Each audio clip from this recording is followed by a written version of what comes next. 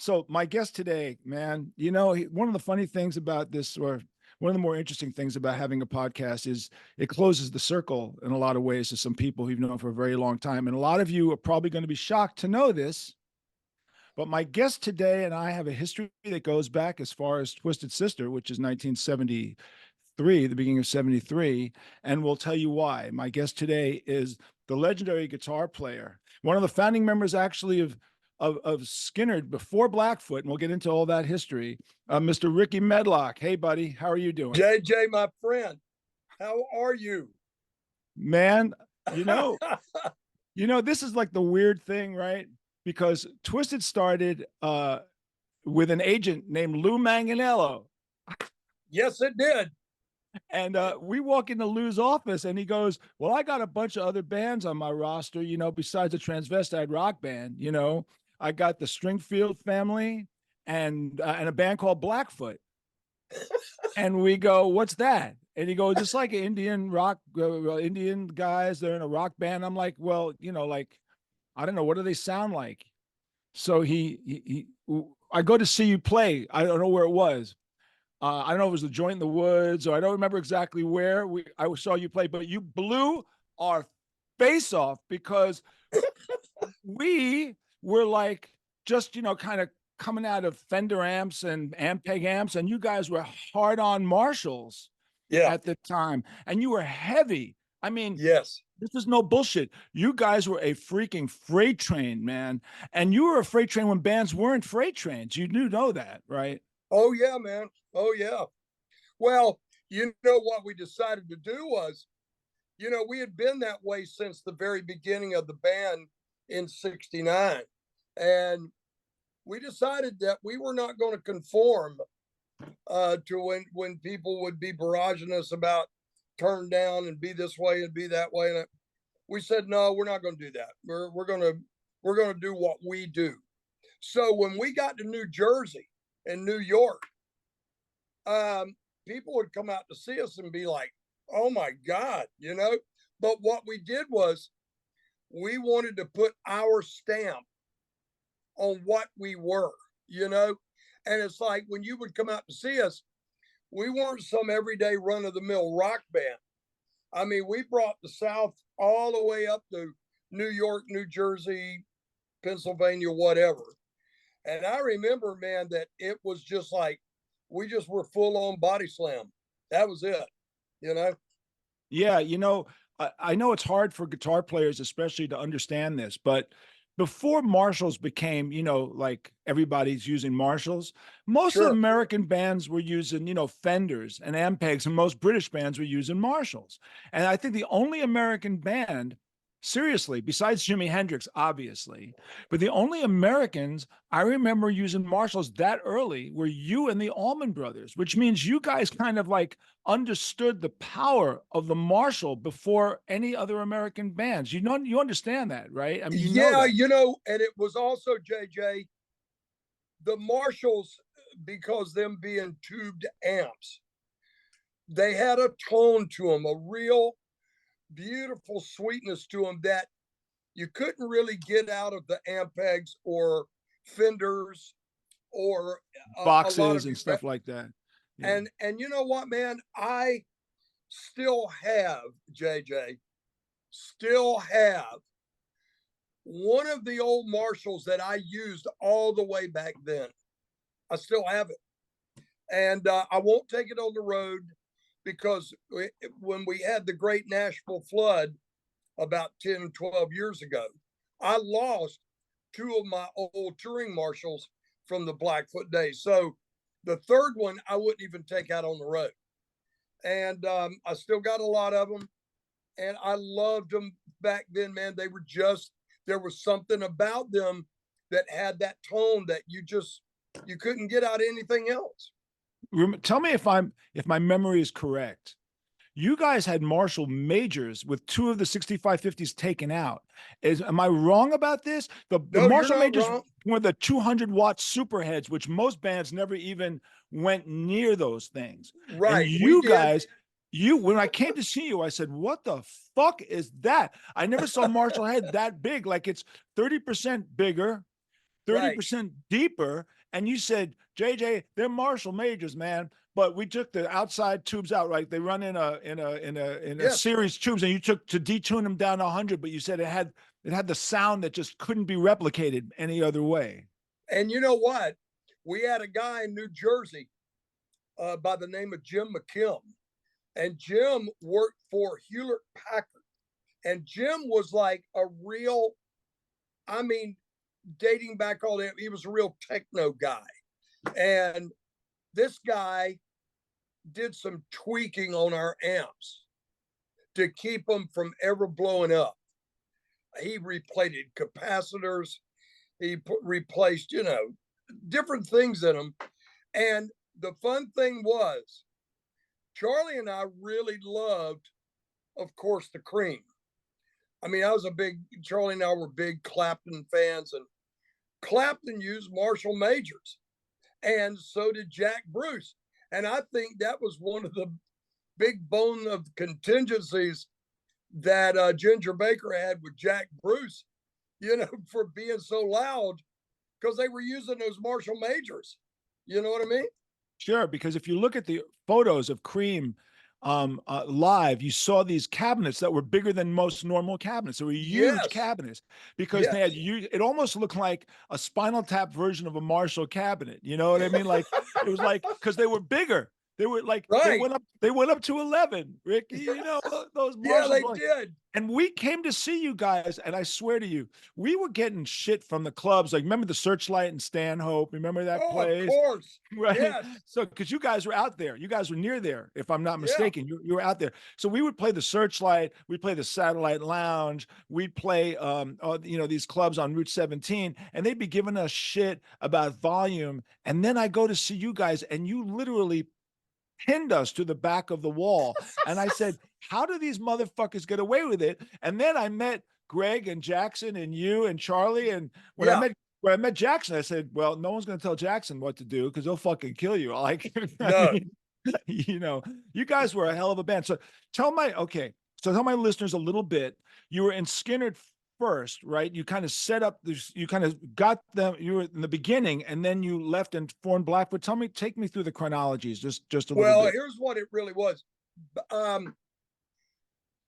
Actually, we were together. Blackfoot was together actually before I went to Skynyrd.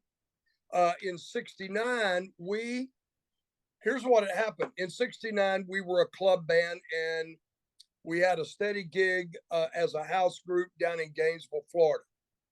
And we were at the time called Hammer. Well, all of a sudden, a group came out over in England called Hammer. We had to change our name. We changed our name, believe it or not, to Free. And then all of a sudden we found out there was a band called Free. So we're like, oh my God, what are we going to do here? But we went to New York by way of a lady who worked for Bell Records. And Bell Records, if you remember back then, was a part of Columbia, CBS. So she got us up there. We lived in the Village at 13 St. Mark's Place. And that's where we set up shop. So, we tried to get this record thing going through Bell Records. I mean, they were submitting songs to us. I'll give you an example. They submitted a song to us, Knock 3 Times, which Tony Orlando ended up doing, And we were like, no, you know what, man? This is such horse shit, So we moved from the Village, and you got to think, 1969 in the East Village was happening. Just to say, I spent most of my 1969 at the Fillmore East, so I know exactly what you're talking about. Me and you both. Yeah.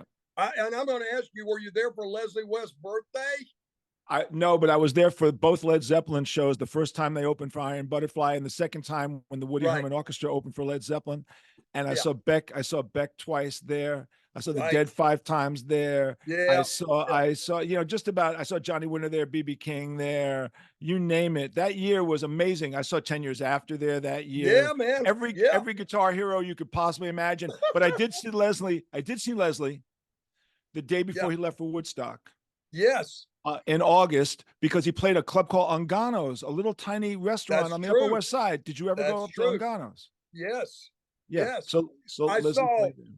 I saw Humble Pie when they did the Humble Pie live record there. Yeah. You know, I mean, it was just, and so we moved from the Village out to Jersey, and we set up shop out there, and we lived in Randolph Township of all places, and we went to trying to get our, you know, our wheels spinning in the clubs there and trying to get gigs. And we were met by, you know, just, it was like beating our head against the wall, you know. Finally, I got frustrated at the time because one of the band members ended up getting involved with the manager romantically, and it was bullshit. And I got frustrated. And so what happened was, I actually ended up having Alan Collins's phone number down in Jacksonville. And I called Alan and I said, Alan, Ricky Medlock. He said, hey man, how are you? I went, fine. I'm looking for a gig. He said, well, what's going on with the band you're in? I went, I'm a little frustrated here. This is going on, that's going on, and so forth. And he goes, well, do you still play drums? And I said, well, yeah, I do. So he puts me in touch. He gives me Ronnie's number. He said, you need to call Ronnie Van Zandt. I called Ronnie. Ronnie answers the phone. I said, Ronnie, it's Ricky Medlock. Well, understand, we all knew each other from being in the same neighborhoods together. We played the same clubs together down there, the whole bit, you know. Like the same music, right? Everyone loved the same music. Yes, yeah. So Ronnie knew that I played drums because I was playing drums in a band called Fresh Garbage that actually was a band that came from down there, and another band called Tangerine, and we got together and formed one band, which would later on become Blackfoot. So Ronnie knew I played drums. He said, you still play drums? I said, yeah. He goes, well, Bob Burns is leaving us. And in 2 weeks, we are to start our first record in Muscle Shoals, Alabama. And I went, I'm your guy. You know? So they sent me a plane ticket. I sold off a bunch of amps, you know, at the time. Didn't sell off a Marshall. So I went down to Jacksonville on my plane ticket. That night I landed. We went into rehearsal. 2 weeks later, I was sitting in Muscle Shoals, Alabama, recording what has become the Muscle Shoals collection and or Lynyrd Skynyrd's first and last album. Yep. And as a drummer, you felt that you weren't really doing what you needed to do, correct? As far as this is correct. What happened was, JJ, and you know, I've discussed this with people before, but some people know that I have a respiratory illness called pulmonary fibrosis. And so you need a lot of air intake to play drums. And I really felt like that I really wasn't doing Ronnie and those guys justice by being kind of like a weak link. And Ronnie goes, Ricky, what are you talking about? We love the way you play. You got a good groove, you know, the whole bit. And I said, yeah, but, you know, I really feel the need to get back to playing guitar and, you know, singing. So they said they understood. Bob came back. He and I played in the band together for a while, and then I moved on. What was really interesting is that my old man Shorty told me, he said, look, when you leave this band, he said, there's something about that singer and that band that they're going to really do something. And if you move on and you quit and you never do it and they make it, you got to live with that, you know, which a lot of people have before. So I left the band and I just kept plugging away at it, man. And finally, in 1978, we met Al Nally, our producer manager. We cut the Strikes album. The Strikes album came out. Boom, went to platinum. Tell me this. So in 73, when we met, how'd you hook up with Lou Mang? I really have to know how you hooked up with Lou Mang, because Lou Mang is named Lou Manganiello, who was right out of The Sopranos, right out of a TV show. Right Yes. out of a freaking TV show. If you ever wanted to know what it was like to have a Jersey promoter back in the early 70s, Oh my when God. all those clubs were all mob owned, you know that as well as I do. All those club owners were transitioning from like doo-wop and 50s singers to like rock and roll. They couldn't handle it. I mean, they didn't know what the hell was going on. They were freaking out. Really, they were really. Talk about the adjustment those guys had to make. You know, like those guys had a lot to adjust to, volume wise, image wise. What was it like? How did you find Lou? Because you were with Lou before we were with Lou. Well, when we got into Jersey and went to trying to find gigs, a friend of ours told us of an agent, and his name was Lou Manganiello, and said he books a lot of bands. And we went to him. We called him, went to his office, and he immediately started booking us. I mean, Danny's Hideaway, the Show Place, all the places you played, everything. You know what I mean? Joint in the Woods. Dodds and Orange, right? Probably. Yeah, man. Dodds and Orange. Yeah. I mean, it was amazing. And you know what? He kept us working as much as we wanted to work. Yeah, I mean, he really did. You know, I have to say, we showed up at his office. Mel, our drummer, and Michael had known him in a previous band. We walked in looking, you know, glam, which just when glam was breaking. Right. And he signed us immediately. He said, when do you want to start working? And he shoved us at the Satellite Lounge for 6 nights in a row. Yeah. And then a club in Black Horse Pike for 6 nights in a row. And then back to the Satellite Lounge for 6 nights in a row. And the Colony 3 in where was it? In oh God, I can't. I know all those. Man. You know all those because you played all those rooms, right? All of them. And then we ran across each other constantly.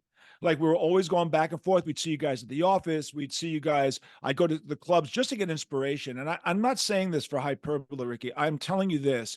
When it came to making the template for how you could get away with heavy music in a bar, you guys truly set that standard for us.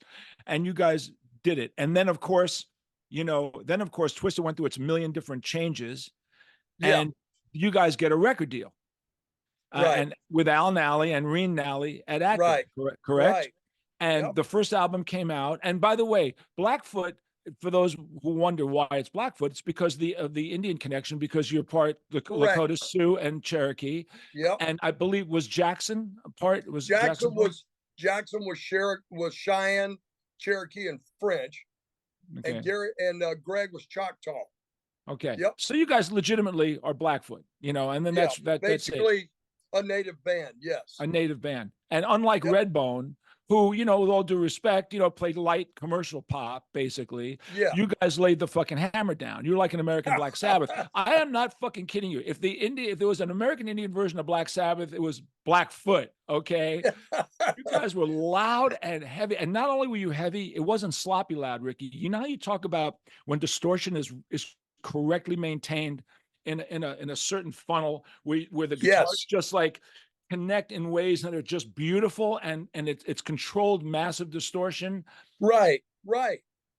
And you guys harnessed it in a way that I understood it. And it wasn't until we played with Priest many years later that I heard a 2-guitar band do the same thing.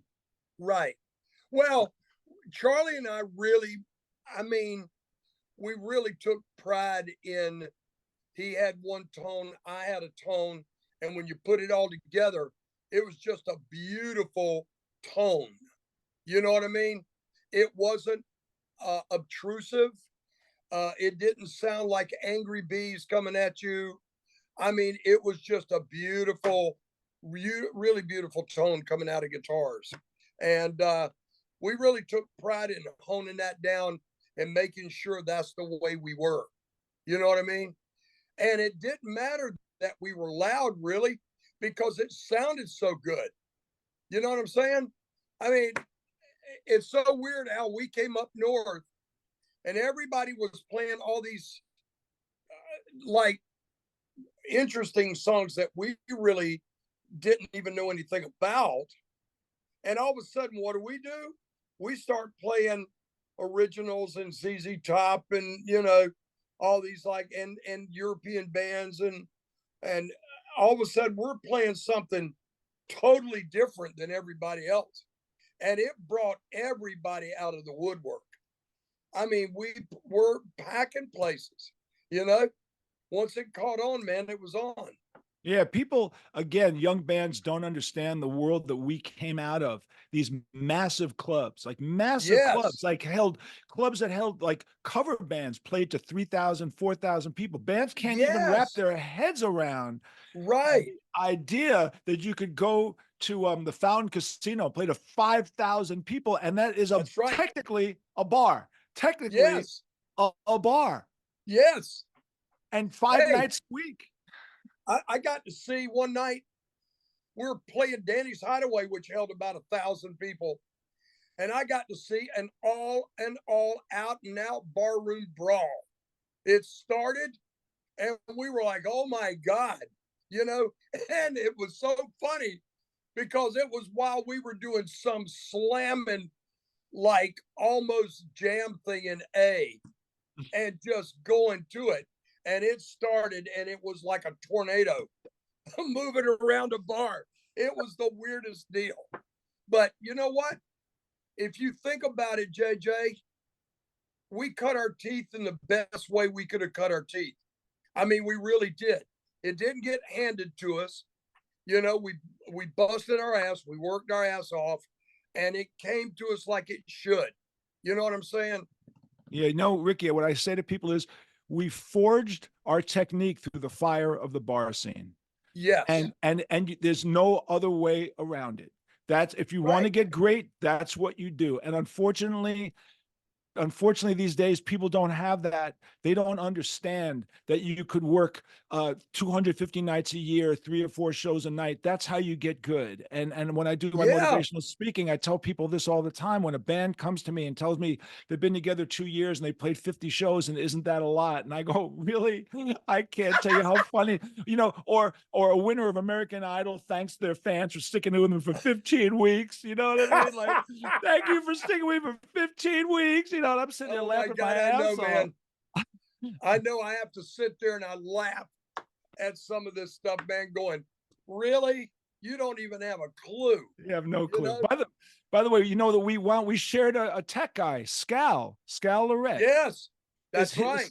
his and Scallywag, right? His mom used to call him, or his grandma Scallywag. called him Yep. Scallywag, and he was Scal Lorette. And he worked with you guys, and then he worked with us for a while. Yeah. Do you know what ever happened to Scal? Is he Dude, around? I have no idea. I lost touch with him. Well, it's been many years ago. You Right. know, his brother Paul ended up working for Van Halen back in the early, you know, formidable going into it when they first splashed onto the scene. And but you know what, man?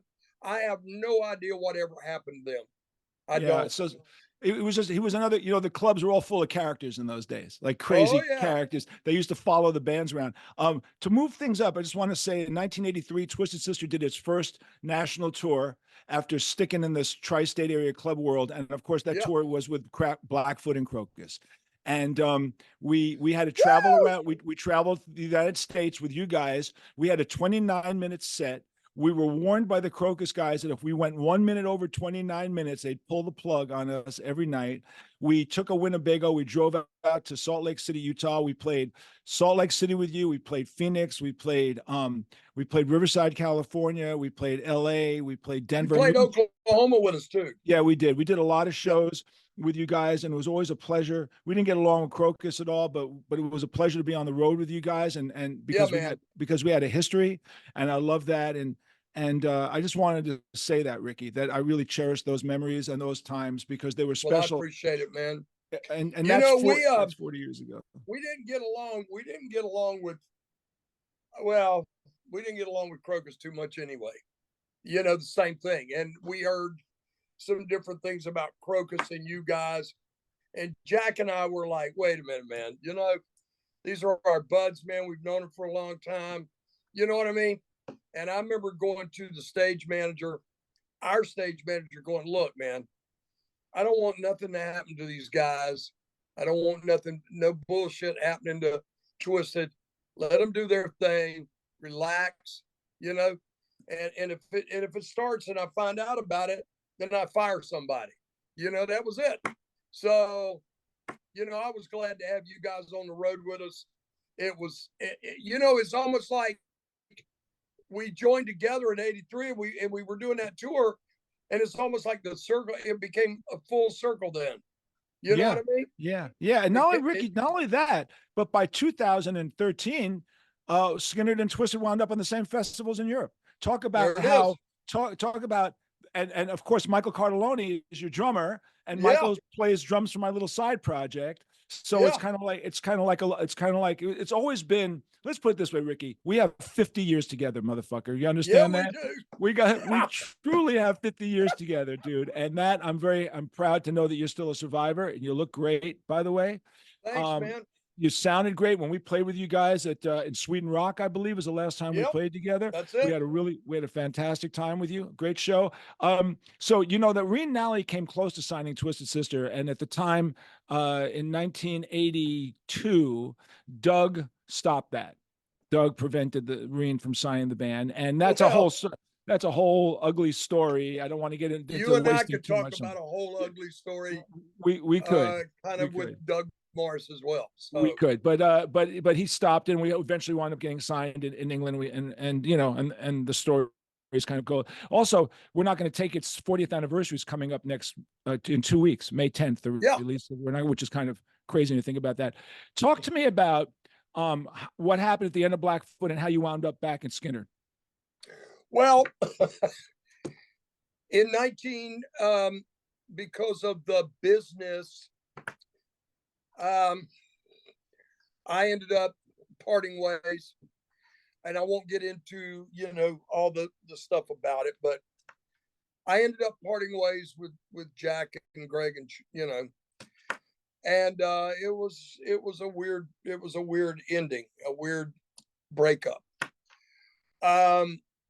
I ended up getting together. I ended up owning the name. But Ricky, did Mendoza play with you guys for a short period of time? For a short period of time. Right? Because I ended up getting guys together, you know, to carry on doing Blackfoot. I was the singer, the voice on the records. And, you know, it was a weird deal at the time. It was weird at the time, but I ended up doing it. And I got different musicians together. Well, lo and behold, I get to a point that I'd put out a couple of independent records called Medicine Man and After the Rain. And just nothing was happening. And I got really frustrated, as we all do. And I had been hiring myself out to do morning shows on radio. Like the morning teams would take vacations, and I'd go do a radio show for for some station that their morning team was leaving for a week. Well, I got a really lucrative offer from a radio station out west, and it was a good figure. And I got to tell you, JJ, I was very close to going, you know what? I've had enough of all this business. The way it goes, I think I might do this. And then I'm down here in Fort Myers, Florida. That's where I'm at right now. I was on the road. I got back from the road, and I got a phone call from Judy Van Zandt, Roddy Van Zandt's widow. and they were doing a premiere of Freebird the movie, and she invited me to it. And there was going to be an all-star jam the night before the premiere. And I said, I'm in. So I go to Atlanta, Georgia with Al. And by the way, me and Al are still business partners. So 48 years, can you believe that? Okay. So we go to Atlanta, and I walk into the Fox Theater, for rehearsals. And there's Gary and Billy and Leon and Johnny. And, I was just thrilled to see those guys. And something happened within me. I guess you could say it almost felt like old home with those guys. You know what I mean? So I did the jam with them that night. Charlie Daniels hosted it, and there was all kind of people there playing. I played I Ain't the One with Johnny and them and sang it with him. And then Charlie Daniels steps up to me and he says, Ricky, people out here, they loved Blackfoot. They loved, hearing you. Go do one more song. So I pick up an acoustic guitar. We had played Train with the pickup band that was there. And so Charlie taught me into going back out. I go back out, and I stood there in front of the audience, and I played Highway Song right by myself with an acoustic guitar. And Gary and Billy and Leon and Johnny, all of them were standing there side stage. And their manager leaned over and said to Al, we need to figure out a way how to get this guy back in Skynyrd. He said, Gary has talked about it for several years. And I think it's time right now. The timing is right. So one of their guys was leaving. Ed had already left. One of their other guys wanted to leave. And that opened up for Huey Thomason and myself. Well, I talked to the guys, and we went to the premiere of the movie, saw the movie and everything. And I said my goodbyes. And Gary said, Ricky, I'll call you. Okay. Well, I came home, and that was the end of December of 95. I came home, and January went by, February went by, I hadn't heard from nobody. And I just said to myself, well, it probably is not going to happen, Next thing I know, JJ, I'm at my studio here in Fort Myers. We had built a big studio out by the local airport, and I'm at that studio. And, I used to check your messages with the old message machines. So I checked the messages, and all of a sudden there was a message, and I still got the tape. There was a message on there that said, hey, Ricky, it's Brother Gary. And I'm going to come down to Fort Myers. I want you to learn I Ain't the One, Saturday Night, That Smell, and Freebird, the way Alan played the stuff, because you're about as close to Alan as I could probably ever want to get. The same styles. And he goes, and if you pass the audition, I'll give you $1.50 and a Snicker bar. I thought to myself, $1.50 and a Snickers bar. That's more than I got from Atlantic Records. Right. So I said, so I called Gary back, and Gary said, yeah, when do you want us to come down? I said, make it in a couple of days, man. I'll be ready. Well, I had lived with those songs practically, ever since they were born, those songs. And I knew what Alan was doing. I knew the licks that he would do. He and I both were big Clapton guys. So I went home, set up a little amp, CD player. I lived in a condo at the time. And Gary came in with his entourage. And he sat down in the chair facing me in my dining room. And I had the amp there and the CD player, and I turned it on, and I played right through the stuff, note for note. And at the end of the solo, he reached over and hit off, and he looked at me. He said, "You want to do this?" I said, "Hell yeah, I want to do it." He goes, "Well, let's go call Johnny." So we went and called Johnny, and Johnny says to me, "Ricky, you've always been a front guy and a lead singer and everything. You want to just stand there and play guitar?" I said, "Johnny, in the words of my daddy, Shorty Medlock, you'll never get to be the driver of a Cadillac if you can't ride in the back seat first." And I said, "I'm in the back seat." And that was it. That was in March of 96. And here I am over 28 years later, man. I'm right here, you know. And you and Johnny are the face of the band now. Yes.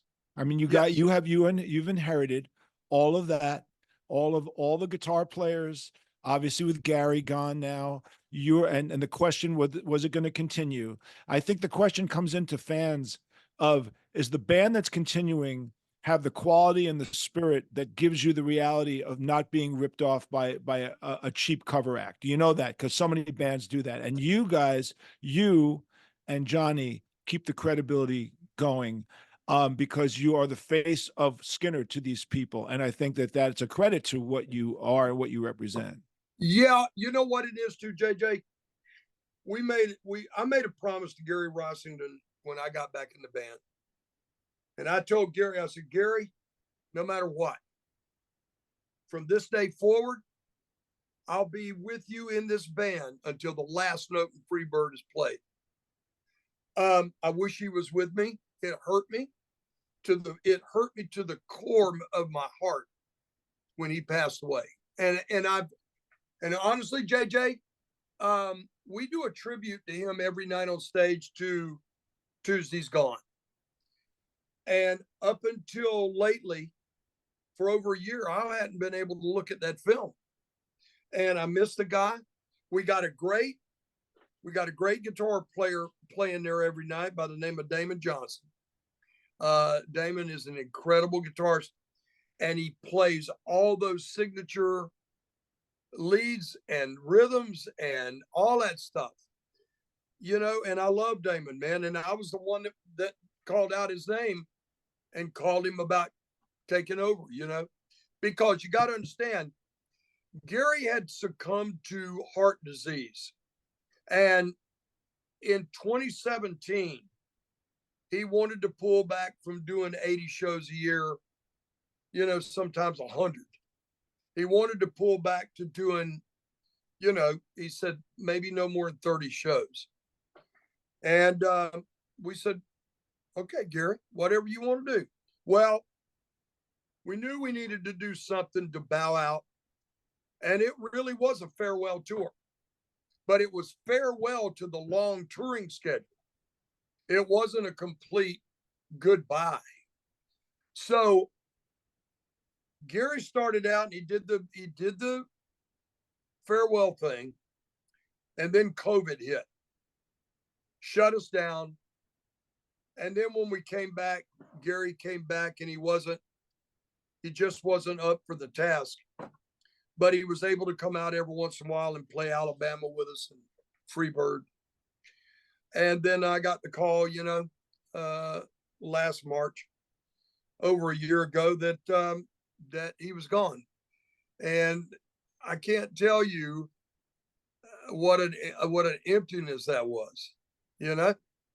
So, you know, here's the thing with me and Johnny.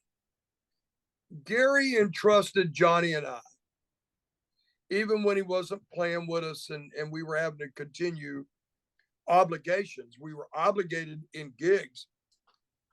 Gary entrusted us with that legacy. So for Johnny and I, well, wait a minute. He entrusted us with it. We can't let people down, you know? So I promised Gary, I said, "Gary, I'm telling you, man, we're going to make sure that it kicks ass, you know, that we'll hold that standard." Well, I think that's what we've done. And it's very important for Johnny and I because Gary never wanted to let the legacy and the music die with him. He wanted it to keep going. He wanted the fans to enjoy still coming out listening to those songs, all those iconic tunes, man, that he and Ronnie and Alan, wrote and played, so much. And it gives me a great honor, man, to step up there every night and, play those great songs, man, that has been around forever. And I was even a part of in the early days. Yeah. So, Gary come out on film here not too long before he passed away. And he told everybody he had been reading the internet where people was arguing, was I original member or was I not an original member? Or, and Gary come out on video and said, look, Ronnie, Alan, and I had always considered Ricky an original guy in the band, an original member. I mean, hey, JJ, I got slapped down by the Rock and Roll Hall of Fame. I didn't even get inducted with the band, because according to them, my tenure with the band wasn't that important. And I'm thinking to myself, really? Okay. You know what I think about that, right? Yeah, so 100%. So you know what, man, to get back to what you're basically saying, it's very important for Johnny and I to keep that standard up, to go out there every night and give it 110% for the fans. It's all for them. And we're proud to do it, Yeah, that's the difference between people who truly understand their professional responsibilities. That you give the fans what they want and you give it to them the way they want it. And when I go to see bands sometimes that have been around a long time and they're bored or they're playing their songs with different arrangements or because they're bored or whatever, I just say to myself, you guys are a bunch of dumb motherfuckers. You don't Yes. understand what you owe the fans. Don't do this for your self-indulgent bullshit. You are Yeah. professional entertainers. I think I read an interview with Ray Davies many, many years ago, and someone said, are you sick of playing You Really Got Me? And he said, let me tell you something. Play You Really Got Me or flipping hamburgers professionally for a living. Are you fucking kidding me? I mean, he goes, are you? And so when I'm about, Michael Cardelloni and I, when we have our little side project, I say to him, are you sick of playing Freebird? And he goes, are you sick of playing We're Not Going to Take It? And I go, we should write a song called We're Not Going to Play Freebird anymore, which would be. And he said to me, I can't do that. I said, why? He says, well, because I'll be fired from my band, but you could do whatever the hell you want in your band. So I can't. He goes, I can't do that anymore. But we have, because when we play together with Joel Hoekstra from Whitesnake, yeah, we can't, we say no Lynyrd Skynyrd, no Twisted Sister, no Whitesnake. We just play, Rolling Stones covers. You know what I'm saying? There you go. We have fun with we play blues and Rolling Stones covers but the point being is all of us professionally understand the responsibility we have to our audience. And don't go out and you never fuck around, because the night that the people see you, that's the only night they're seeing you. They don't have the luxury of you not feeling good that night. Right. That's the one night. They're not only are they paying for the ticket, they're paying for the parking, they're paying for the babysitter, they're paying for the dinner. That's a major fucking expense, and you better give those people every damn dollar's worth. Sure. Oh, absolutely. And you guys understand that. And listen, it's a credit to you. You guys have been together longer than Twisted Sister. By the way, I'm going to tell you something that you may not be aware of. You may be aware of it, but maybe you're not. I had a programmer from one of the biggest classic rock network stations in the country. Yeah. And I said to him, in the classic rock world, where do you guys, what bands, blah, blah, blah, blah, blah. And I get to the Allman Brothers, figuring the Allman Brothers are a standard on classic rock. Yeah. And he goes, they're not on our playlist. And I go, no. I said, Skynyrd? He goes, of course they're on our playlist.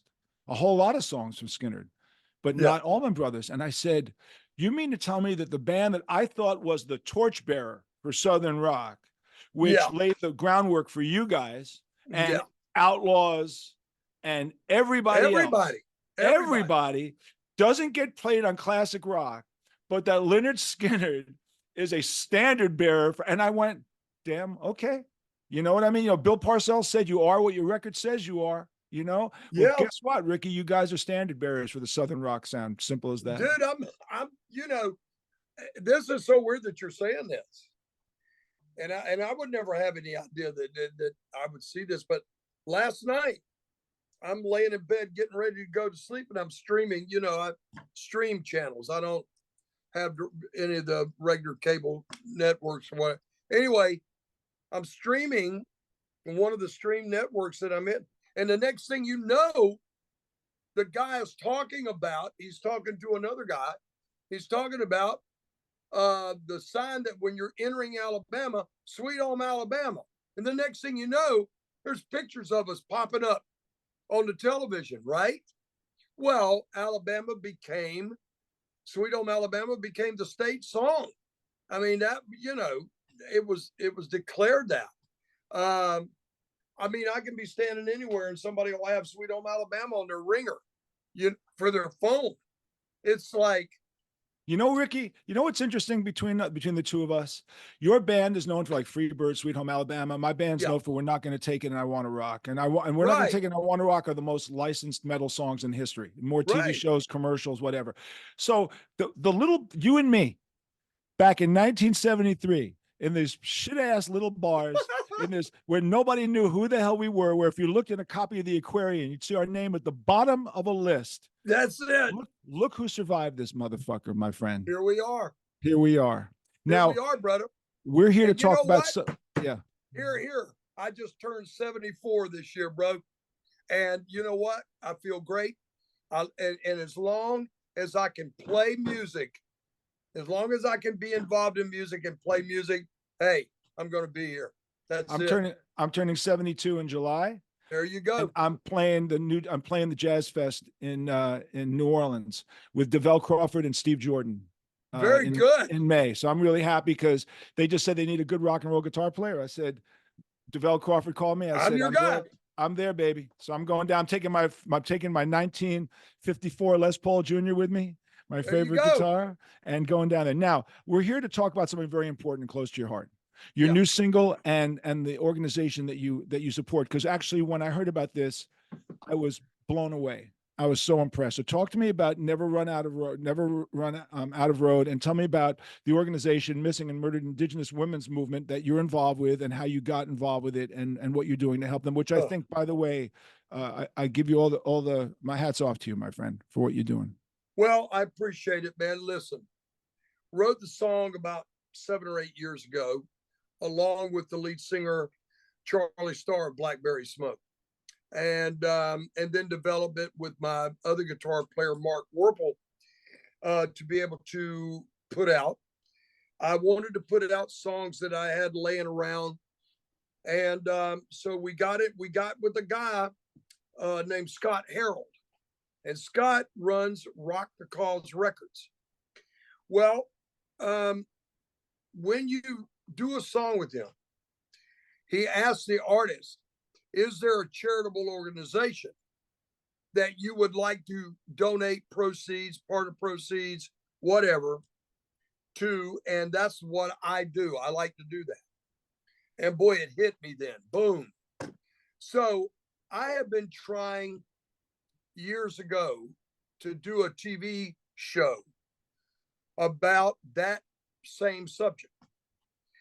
And it just got turned down everywhere, Nobody wanted to touch it. So here's a chance to at least give back somewhat, to be able to bring a voice to this epidemic, I call it. And it is an epidemic that's been going on probably for 100 years now. So I called a really good friend of mine who's on Yellowstone. He plays the tribal chief on Yellowstone. His name is Gil Birmingham. Oh, sure. I know the character. Yep. Yes. And Gil, I called up Gil and I said, hey, bro, I said, I know you guys had an episode in the 3rd season about the youngest son of Dutton. He gets, his wife gets kidnapped and taken out on the reservation. And the guy was going to have his way with her and, probably off her. Well, he said, yeah. And I said, I'm looking for a charitable organization that really is up, straight up, that helps out with the missing and murdered Indigenous women. He said, let me talk to Taylor Sheridan, the producer director of the show. He donates to a certain organization.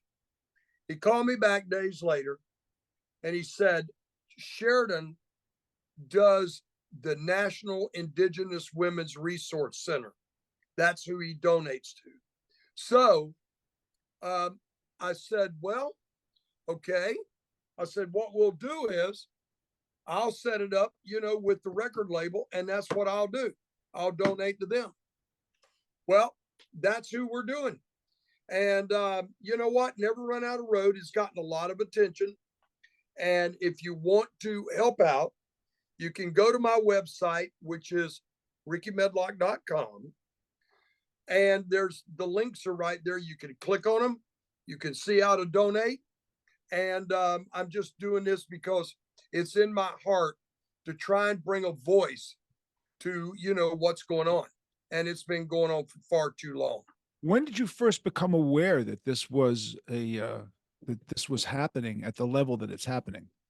Well, it's been many years ago. It's probably, I became aware of it, I would say 15, 20 years ago, And, it's not only, it's older women, middle-aged women, young women, children. And it happens, if you can wrap your head around this. Native indigenous people make up about, pardon me, 10% of the nation. Not a lot, but think about this. 40% of the women have disappeared. So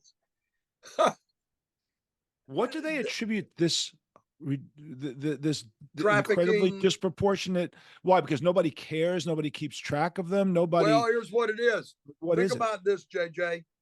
You got reservations. The women on the reservations, they're either on the reservation or come off the reservation. And people sort of know that they're of less importance and the cases are not going to be investigated thoroughly.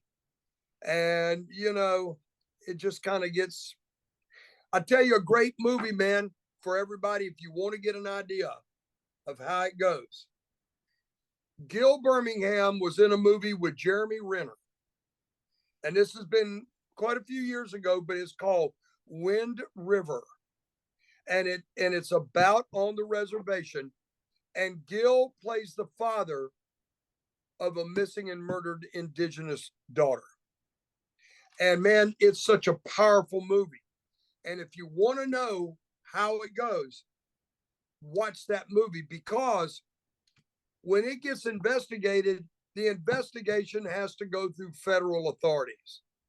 It can't go through local authorities. It can't go through state, whatever. It has to go through the federal government.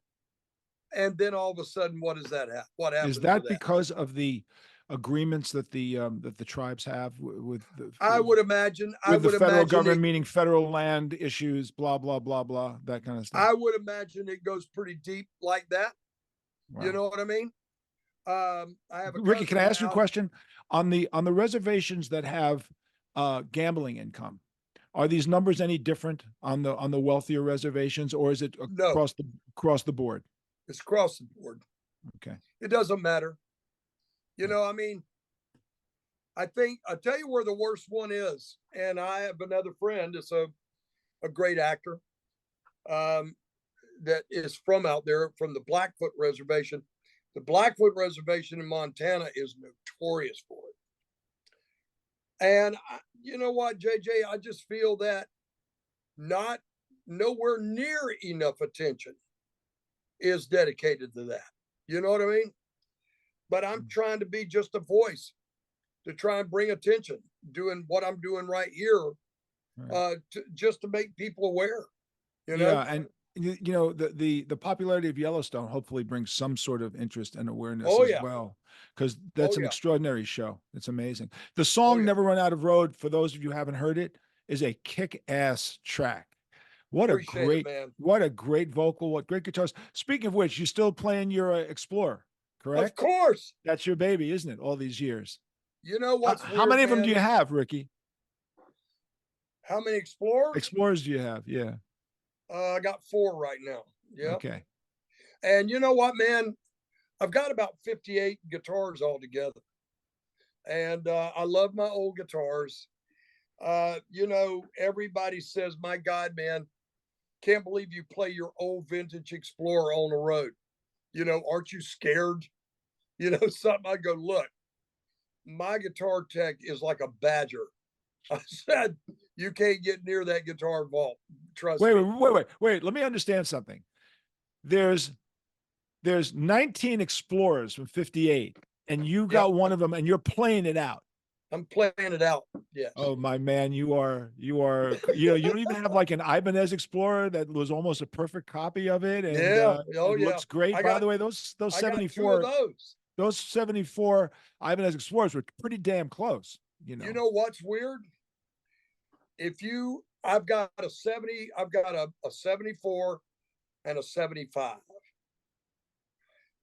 And I'm telling you, I can see why Gibson shut it down because it's so damn close, man. it's It's way, crazy, isn't it? I own a 74, by the way. it's scary close. I bought it at Mascara Music in Belleville. I love that. Remember Bill Yeah. at Oh, Mascara? yeah. He Oh, was a yeah. very big supporter of bands. I got to say that, by the way, Yes, he just as an aside, no New York store would treat musicians as well as he treated musicians out in He Jersey. treated musicians great. Yes. He Yep. fronted us gear when we had no money. And all Yeah. he said to me was like, just make sure you pay your rental bill. Everything is fine. And me and Eddie bought matching 74 Carina Ibanez destroyers. There you go. Before the second batch's headstocks were sawn off, you know? Yes. Yeah. I've got mine.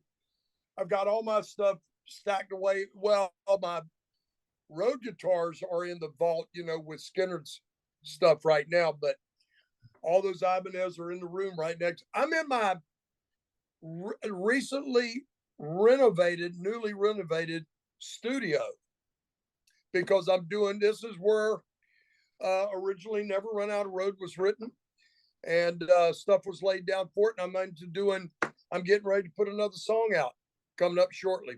So you'll be hearing another one. And you can get it on Spotify right away. If you're Yeah. hearing this podcast, you can listen to Never Run Out of Road right now on Spotify. You can donate to the Missing and Murdered Indigenous Women's Movement, which is, I believe, what is it? The MMIW. What is the official? Go to your website, therickymedlock.com, which is And you'll see it. You'll see the National Indigenous Women's Resource Center, and that's for the MMIW. Ricky, it's been an hour. I've taken a lot of your time. I can't tell you how happy I am that we reconnected. By the way, one quick thing. Maureen says hi. Okay. How's she doing? She's doing great. I texted her the other day and I said, I'm having Ricky on the show. And I said, you know, he works for this organization. She goes, I'm aware of it. And tell Ricky I'm proud of him. That's what she said. I'm telling you that. Wow. We all go back a ways. We all go back a ways, JJ. 50 years. Think about that, man. 50 damn years. You know, usually people go, how far back? I said, well, you know, I can talk 40 because people go 1984. I said, you don't understand. There was 12 years before that shit. And that 12 years is a part of my life that actually was in ways more interesting. Do you know why? Because every lesson I learned about success happened in the first 12 years. You got it. You got it. You know, every hard ass lesson. We cut our teeth together, brother, and that was great. Listen, Ricky, thank you so much for being on the show. Thank you, JJ. And I'll be, if anytime you want me here, I'll be here. Well, my best to all you guys continuing on, carrying the flame and actually being the face of Southern rock. You guys have done it. You've outlasted everybody and you've set the standard for that genre of music. And I'm proud of you, Ricky. You take care.